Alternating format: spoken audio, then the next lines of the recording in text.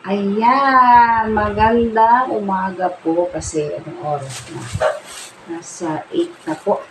So, ganito po ako mamili tuwing Saturday kasi po, market day po dito sa amin. So, once a week lang po siya. Kahit pa paano, makakapili tayo ng mga gulay na gusto natin at yung ganun din po yung mga meat at isda. So, ngayon, ipapakita ko po yung ating mga binibili. Ayan. Unahin ko po yung ating mga gulay. So, meron tayo dito. Ayan.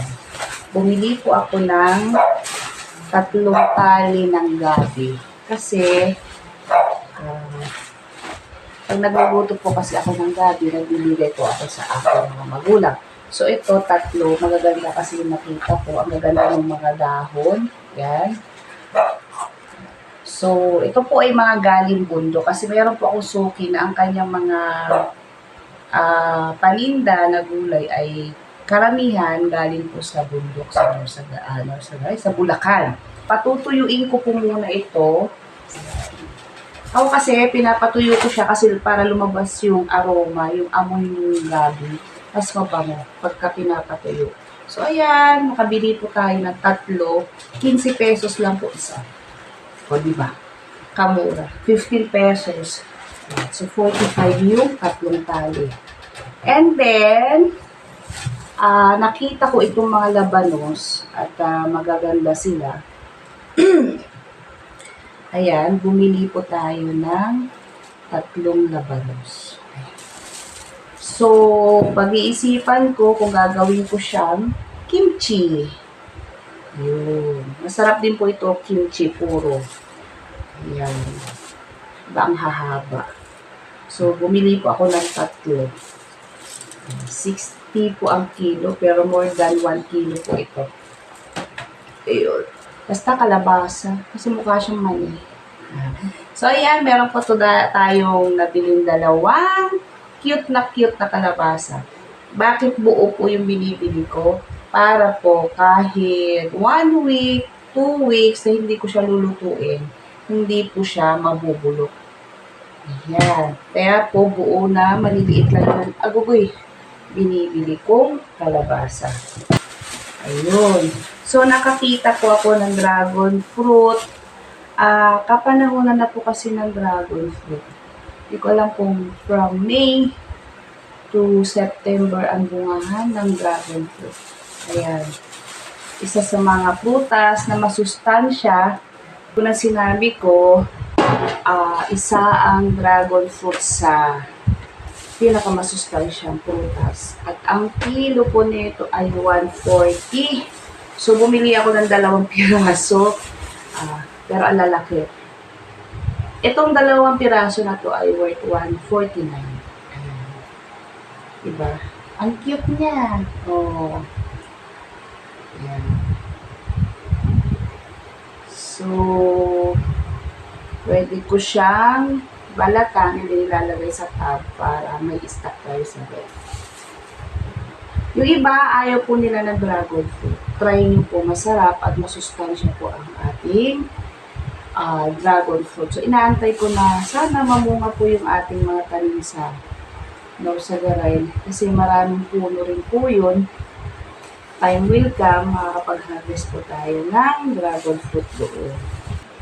Dito sa bahay, nagtanim na rin po ako ng dragon fruit sa pot. Kasi tinanggal na namin yung dragon fruit sa kabilang bahay. Papunta kasi dito sa kapitbahay yung sanga. So, nakakahiya naman at sabi ko, pakiputol na lang. Kinuha namin ng kapatid ko, inakyat ng kapatid ko. At yun po yung tinanim ko sa paso at nandyan po sa labas. So, napunta na sa dahil kay dragon fruit. Napunta sa kwento, sa bundok, yung gano'n. Mga pasensya na. So, try nyo po sa mga hindi kumakain po ng dragon fruit, try nyo po. Masustansya po yun. And then, mahilig po akong bumili ng papaya na hindi pa gaano nahihinog. Yung medyo matigas po yung loob kasi po sinasawsaw ko po sa suka. Yan, itong papaya. Kumakain po ako nung hinog. Minsan yun po yung almusal ko. Kasi maganda rin po sa katawan. At sa mga hindi makadumi o mahirap makadumi, yan, maganda po ang papaya. Diba? So, isa rin sa masustansyang prutas. Ayun. So, dalawang klase na yung prutas na binili ko kasi si Bunso may stock pa sa rep. Hindi pa niya nauubos yung mansanas niya. Si Bunso kasi, yung nag-gym. Kaya talagang kailangan niya ng prutas. Pero, yung binili ko yan, yung dragon fruit, tsaka yung papaya. Ako lang po kakain. And then, bumili po tayo ng mga talong cute. Kaya kay Lynn ako nabili ng mga talong kasi ito po yung lagkitan. Yung kung basta, yung parang malagkit siya. Kahit yan. Minsan, kaya ako pinili ko po yung ganito lang kaliliit kasi pagka yung gusto natin kumain ng gulay, yan, madalian, ang ginagawa ko po rito ay nilalaga ko lang. Nilalaga ko yung talong and then sinasamahan ko ng okra, ganyan. Tapos, kahit yung bagyo beans, sinasawsaw ko sa bagoong na may kalamansi at sili. Yung salt na po ako doon. Tapos, magpa-fry lang ako ng daing. Ayan. O, diba? Ayan. Ang kikintab ng mga talong. Mga bagong ani. So, yun ang ating mga gulay, mga kaibigan. And then, meron po akong basin dito kasi dito ko natin ilalagay yung mga karne, isda. Yan. So, eto, ano ba to? Ayun. Ano po ito? Tambakol. Ngayon lang po ako bumili yung slice na. Ayan. Kasi, wala ko makita yellowfin. Ayan. Masarap din po itong i-fry lang sa garlic at saka butter or kahit margarine. Basta, ano lang siya, wag lang masyadong palutungin para hindi matigas yung meat. So, bumili lang po ako ng 4 na slice kasi bawal kay Mister. May allergy si Mister sa mga seafood, kahit sa lahat na malalansa na na isda, na madugo ba. So, ito, bumili ako ng ayan, sariwa din po ito. Kung kanina, tambakol, ito, tulingan. Ayan, diba? Ang hintap. So, pinili ko rin po yung maliliit kasi, ayan. So, bumili po ako ng 3. Ayan. Gagawin ko po siyang paksiw sa kamyas with gata. So, isasain ko siya. Yan ang ating isda. Ay, ano to? Ayan. Ito naman, hipon. Ayan. Bumili po tayo ng hipon. Ayan. So, hindi ko na tinanggal sa bag kasi magme-messy po. Ayan. So, bumili tayo ng hipon. Yung tama lang po ang size. Ayan. So, every week, bumibili rin po ako ng ganito. Para, minsan, pang sahog. Or minsan, puro lang. Mas gusto kasi nila yung kiwar-kiwar. Yung sinasangag lang. Ayaw nila na sinigang. Ganun. Nawawala daw yung lasa. Yan. Hipon. And then, diba, ang dahil kong seafood. Ayan. Dahil nakita kong makintab ang mata. Matambaka. Oh. Masarap din po ito sa bawan, kahit kamatis at saka kalamansi. Tapos, parang pangat. Yan. Masarap din po ito. Masarap din po ito. So, ito masarap. Ibig sabihin masarap. Kahit anong luto, masarap. Ayan. Matambaka po ito. Ayan. Oh. So, ano ba ito? bumili ako ng ito. And then, ayun. Ito naman ay ayun, tilapia. Ayan, so, malinis na.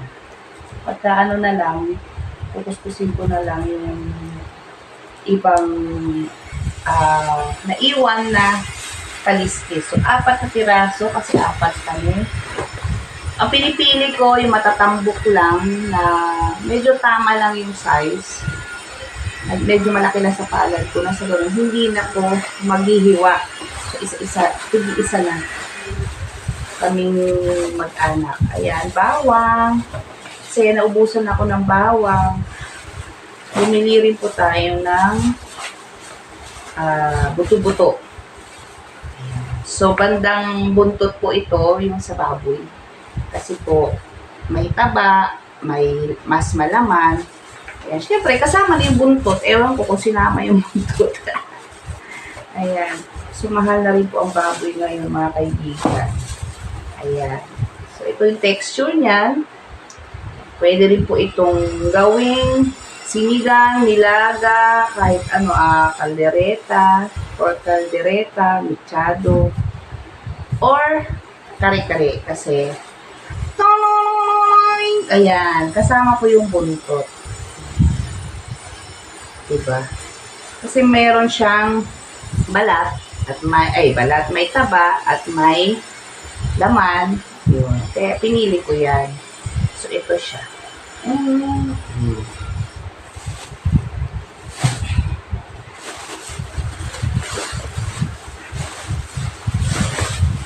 At ito po ay manok.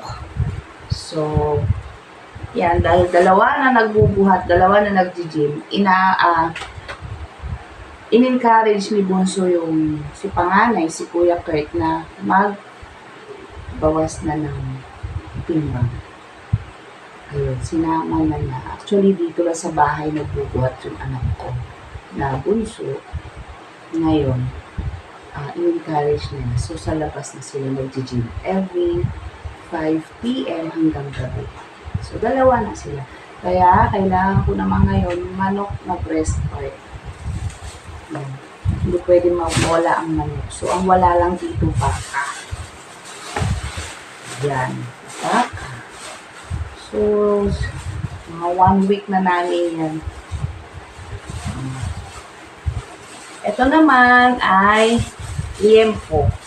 Yan. So, hindi ako kumuha ng may buto. Kasi pwede ko siyang sigang or adobo. Kahit ano, pwede. Hindi naman ako pwede mag-ihaw dito sa bahay. Sa kabilang bahay lang kami nag-iihaw. Ayun. Kaya pagka nag-gathering kami tuwing linggo, pag hindi busy, yung puro ihaw-ihaw lang po ginagawa namin doon sa bahay ng ang kapatid ko sa magulang ko, kasi andyan sila. Yun ang banding namin pagkain. Kahit simpleng pagkain, sama-sama kami, magkakantahan, kwentuhan, ayan. Masahe, gano'n. Yun ang banding namin, masahe. Masahihin mo ako, masahihin kita. Tapos, yun, medyo inaano rin namin si Mami, yung kanyang likod. So, ayan, nakabili tayo ng liempo. So, meron tayong, pwede rin pang sahog-sahog sa mga gulay. O, di ba? So, ayan, baka lang po ang wala. At tama na yan. Kasi po, mahal na po ang bilihin ngayon. Kaya kailangan magtipid.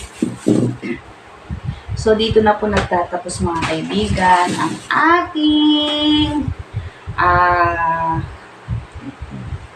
pag-haul sa ating mga pinamili. So, yun po, every Saturday po sa ating mga grupo at mga kaibigan, lahat-lahat kayo. Ayan, maraming salamat. Ayan, bye-bye! Thank you so much. God bless and keep safe everyone, mga kaibigan. Bye-bye!